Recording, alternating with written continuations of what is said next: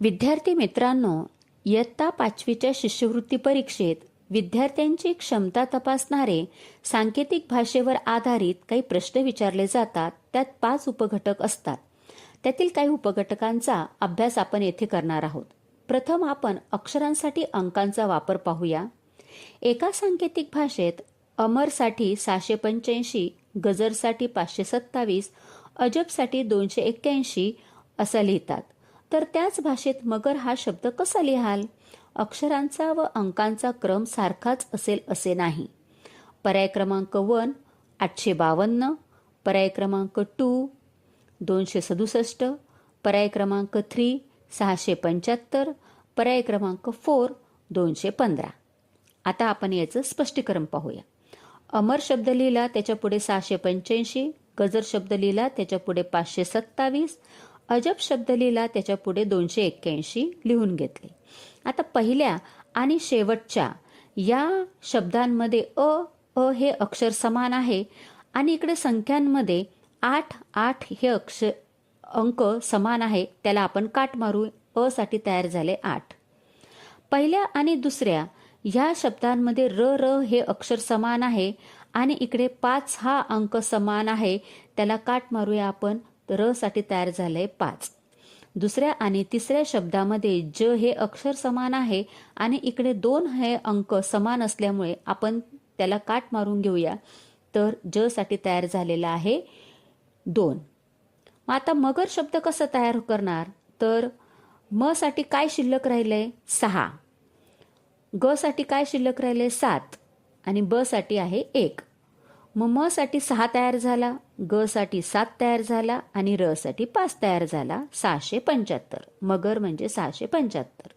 मग आता आपला इथे पर्याय क्रमांक किती येतो? पर्याय क्रमांक 3 675. आता आपण अक्षरांसाठी चिन्हांचा वापर पाहू.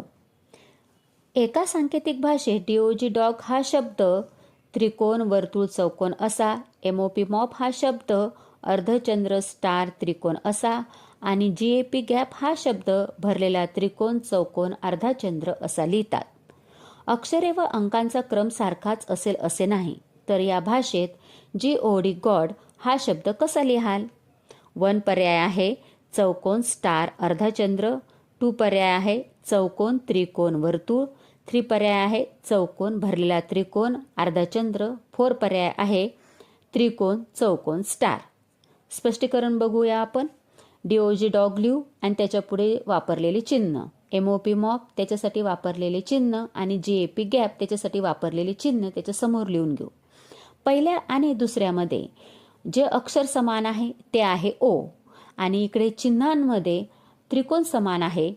त्याला काट मारूया म्हणजे ओ साठी तयार झालेला आहे त्रिकोण. दुसऱ्या आणि तिसऱ्या या शब्दांमध्ये पी हे अक्षर समान आहे आणि इकडे अर्धचंद्र समान आहे. या दोघांनाही काट मारू म्हणजे पी साठी तयार झालेला आहे अर्धाचंद्र. पहिल्या आणि शेवटच्या या शब्दांमध्ये जी हे अक्षर समान आहे आणि इकडे चौकोन समान आहे. त्या दोघांनाही काट मारू. जी साठी तयार झालेला आहे चौकोन. मग आता उरलं कोणतं अक्षर? पहिल्या शब्दामध्ये डी उरलेला आहे. मग डी साठी तयार होतो वर्तुळ. दुसऱ्या शब्दामध्ये एम उरलेला आहे आणि इकडे स्टार म्हणजे एम साठी तयार होतो स्टार. आणि शेवटच्या शब्दामध्ये ए उरलेला आहे आणि इकडे उरलेला आहे भरलेला त्रिकोण. ए साठी तयार होतोय त्रिकोण. मग आता जी साठी जे चिन्ह तयार झालं ते म्हणजे चौकोन, ओ साठी त्रिकोण आणि डी साठी वर्तुळ. चौकोन, त्रिकोण आणि वर्तुळ. त्याचा पर्याय क्रमांक आहे पर्याय क्रमांक 2. आता आपण अंकांसाठी अंक याचे उदाहरण पाहूया. एका सांकेतिक भाषेत 2 ला 8 म्हटले, 3 ला 27 म्हटले आणि 4 ला 64 म्हटले तर 5 ला काय म्हणाल? मग आता आपण याचं स्पष्टीकरण बघूया. याचा पर्याय क्रमांक आहे 125, दुसरा पर्याय आहे 5, तिसरा पर्याय आहे 25 आणि चौथा पर्याय आहे 50. स्पष्टीकरण. इथे 2 साठी वापरले आहे 8 म्हणजे याचा अर्थ इथे 2चा घन 2 गुणिले 2 गुणिले 2 बरोबर 8 होता.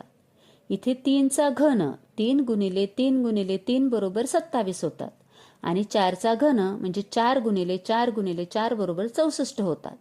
मग याचप्रमाणे आपण 5चाही घन काढूया. 5 गुणिले 5 गुणिले 5 केलं तर 125 हे उत्तर येतं आणि त्याचा पर्याय क्रमांक आहे पर्याय क्रमांक 1.